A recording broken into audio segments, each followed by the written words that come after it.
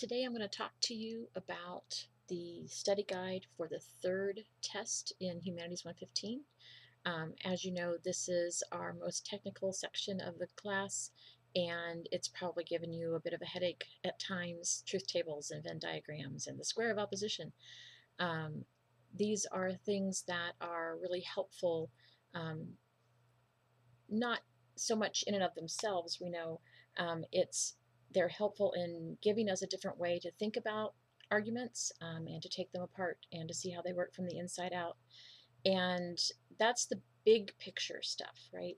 We use truth tables and Venn diagrams because they help us to streamline the process of evaluating the validity of particular kinds of deductive arguments. And truth tables work for propositional logic, and Venn diagrams work for categorical logic. And there are lots and lots and lots of other kinds of deductive logic that is not as common as far as what people talk about and how they talk about things, but they are very useful for us to basically be able to work with these arguments more efficiently. The smaller the pieces, the less you have to worry about. The fewer the pieces, the less you have to worry about. And getting things down to 2 or 3 variables helps us see structure and validity and that kind of thing. So we've been doing a lot of that the last few weeks, and this third test is kind of a so how'd it go kind of thing.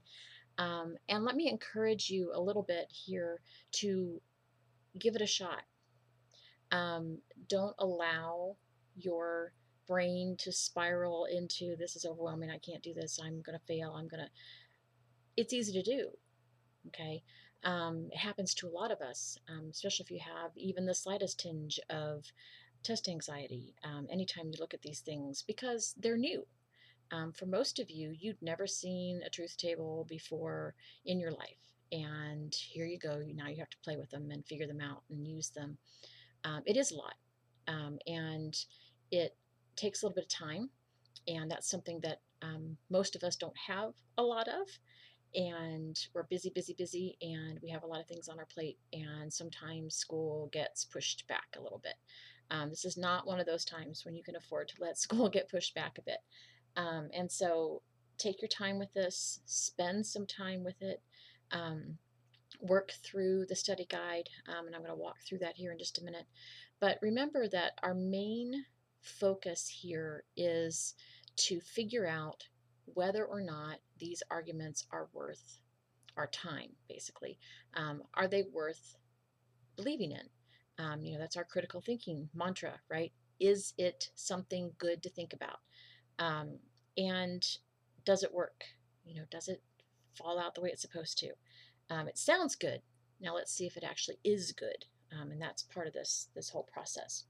So if you haven't already, pause me and go print out your study guide for exam 3. And I just noticed on the one I have posted everywhere, I've missed one of those changes, so I'll fix that. Anyway, this particular test covers chapters 7 and 8 in the Power of Critical Thinking in the 7th edition. Previous editions, this would have been chapter 6 and 7, but we don't have to worry about that because this is our edition, is edition 7. You'll see on lots of my files POCT7.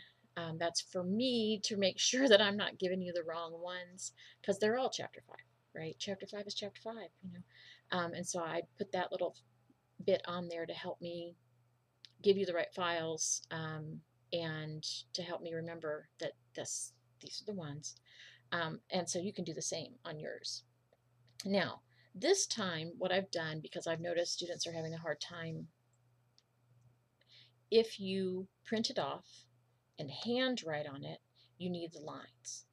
If you download it, but you don't print it off and you're typing in there, the lines get messed up and the numbers change and then you're confused. And so this time what I've done is I've posted two versions of the test. They have the exact same questions. There's no difference in what you're being asked to do. It's just I've given you lines to write on if you're doing this by hand.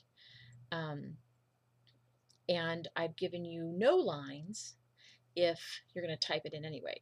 Okay, so that should help a little bit with those problems we've been having.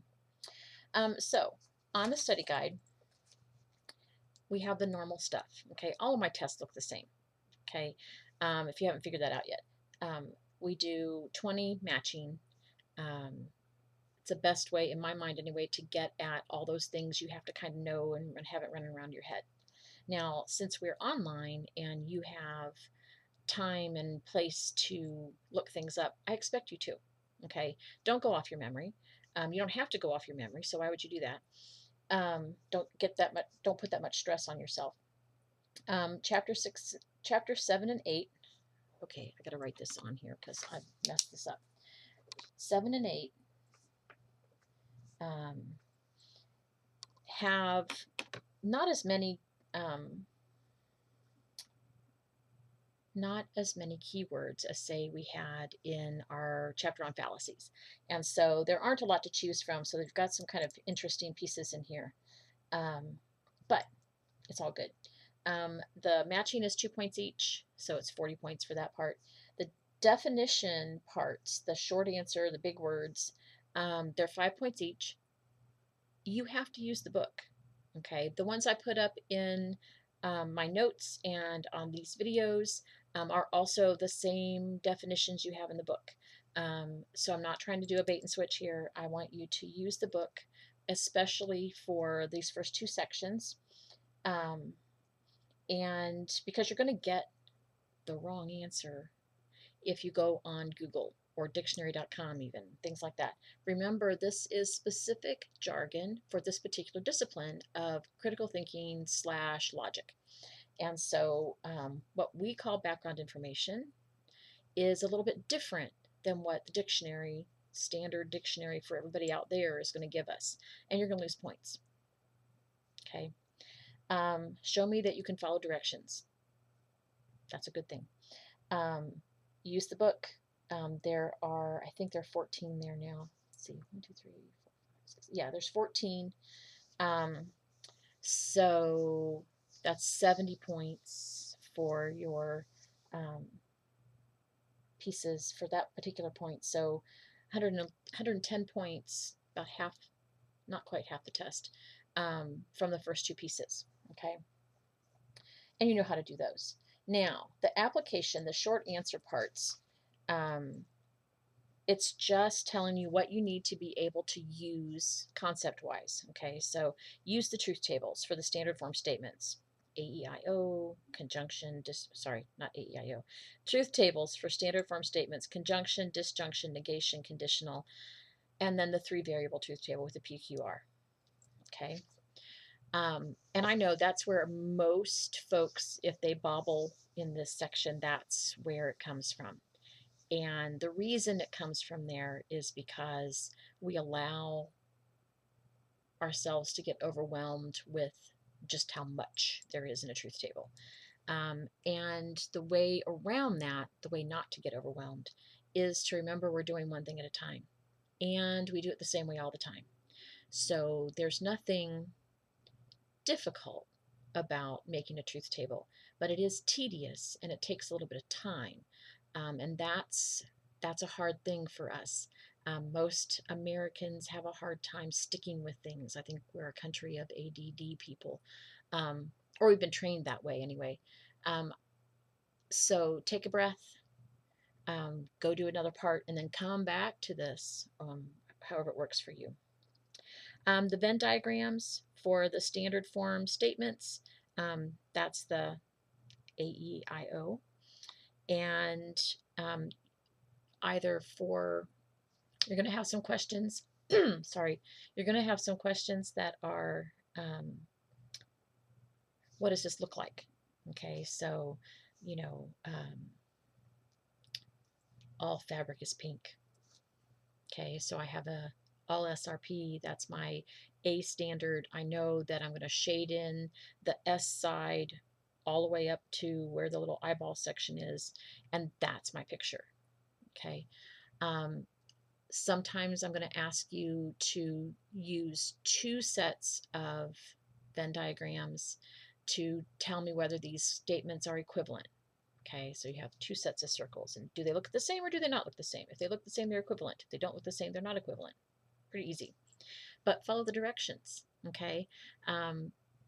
When you're asked to use 2 Venn diagrams, use 2 Venn diagrams. Now, I know that drawing, because, oh my goodness, drawing them in Word and drawing them in other pieces, other programs, tends to be a little bit odd. And getting the computer to draw them for you is also problematic, because then you can't shade the pieces you want and you can't put the X's in and all that kind of stuff. So here's my big wisdom. Figure it out. Okay. You have your computer, you have your stuff, you have paint, probably comes on your computer, and make sure that you can make the actual Venn diagrams and also place them in for submission. Now, you can either copy and paste them in, or use your print screen to paste them into your document, into the test, or you can write me a little note at that part and say, see last page or something like that, so I know, oh, you did them, you didn't skip them, you did them, they're just not in this little section. And that way I can go and look and say, oh yeah, okay, you did that right, or ooh, okay, we definitely needed more time with that. The same thing with the square of opposition. When we get to that point in the test, don't just tell me that the second statement is true. Okay, that's 2 points. The question is worth probably 5 or 7 points. So you need to make sure that you explain how you know that that second statement is true or false. And we'll get to that one when we actually walk through some things. The other part is the categorical equivalence, conversion, obversion, and contraposition. I'll have you do a couple of those and tell me whether they're equivalent, and hopefully that's pretty easy. Yeah, anyway. Be able to translate, do the truth table, see exercises 7.6, 7.8, 7.9, and the integrated exercises. Categorical statements and arguments, again, 8.4 and 8.8 for practice. Your essay question, your mini essay, is to explain why we spend our time working through truth tables and Venn diagrams, both for the arguments we're validating and for the bigger picture. If you forget, just go back to the beginning of this video. I have to have a drink of water because my throat is going to give up.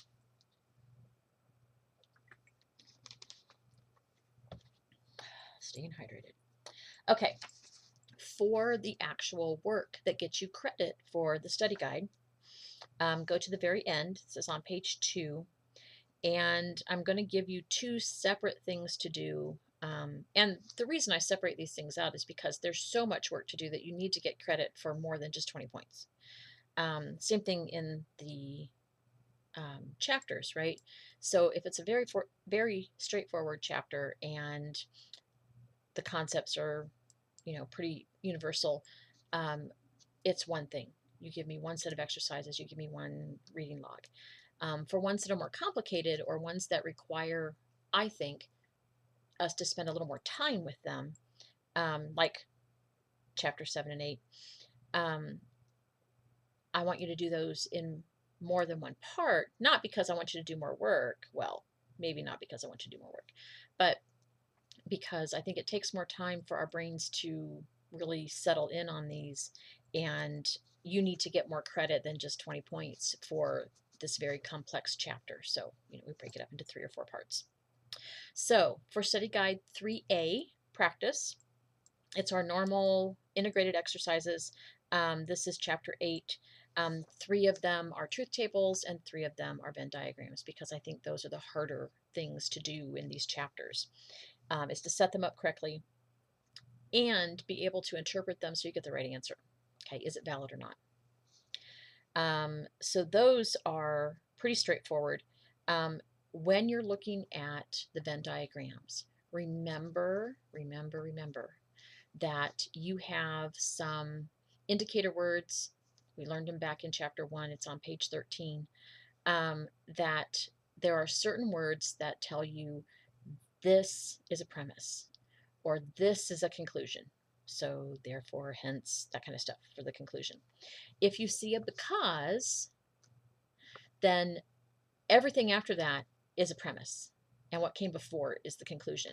So make sure that you're putting them in the right order, premise, conclusion, before you start making your Venn diagram. Okay. For study guide 3B, part 1, question number 1 is use the square of opposition. Okay. So our first statement is true. So what about the second one? And this very first one, letter A under number 1, our true value is all SRP. Okay, so that's an A statement, right?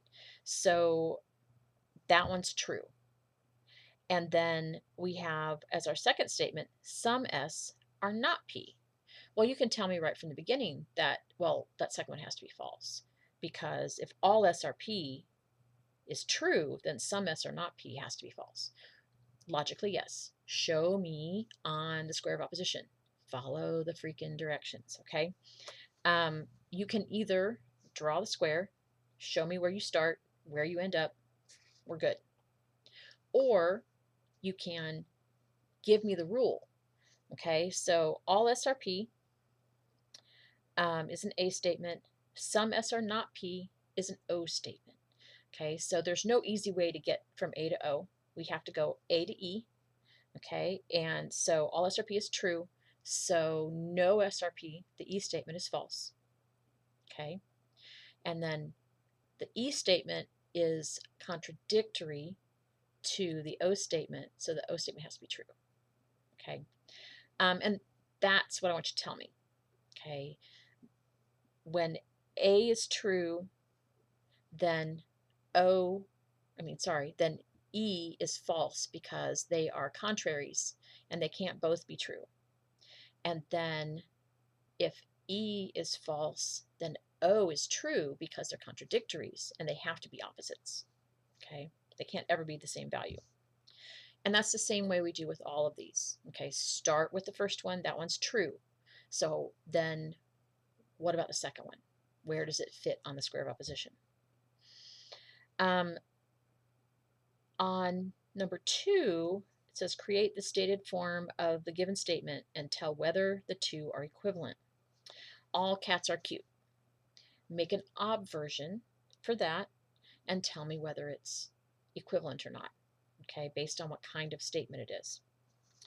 Number 3 is basically take this one statement and do everything to it. Okay, so some teas are hot beverages.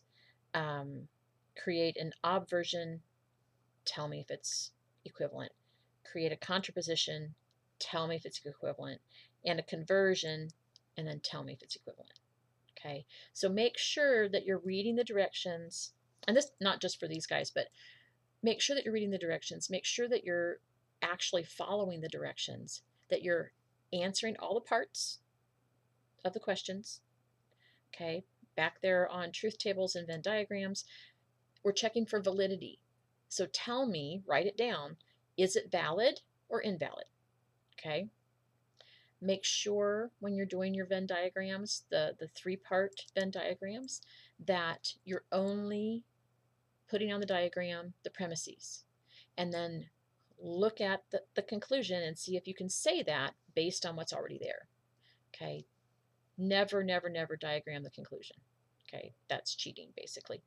Okay. So, the big deal here is, of course, the test itself.